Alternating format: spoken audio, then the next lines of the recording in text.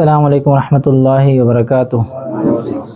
بسم اللہ والحمد للہ والصلاة والسلام علی رسول اللہ، اما بعد، رب اشرح لی صدری ویسر لی امری واحلل عقدۃ من لسانی یفقہوا قولی۔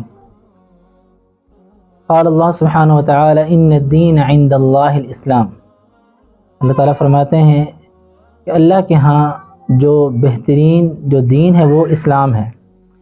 نبی اکرم صلی اللہ علیہ وسلم نے فرمایا الاسلام یعلو ولا یعلی علیہ، اسلام ہر دور میں غالب آئے گا اور آتا رہے گا، ولا یعلی علیہ، کبھی بھی اسلام مغلوب نہیں ہو سکتا۔ اور اس کی سب سے بڑی دلیل یہ ہے کہ الحمدللہ نبی اکرم صلی اللہ علیہ وسلم کے زمانے مبارک سے لے کے اب تک اربوں لوگ اسلام قبول کر چکے ہیں۔ الحمدللہ آج بھی ہمارے یہاں جو بیٹھنے کا ہمارا مقصد ہے وہ یہی ہے کہ الحمدللہ ہمارے دو ساتھیوں نے اسلام قبول کیا ہے جو کہ آپس میں زوجین ہیں۔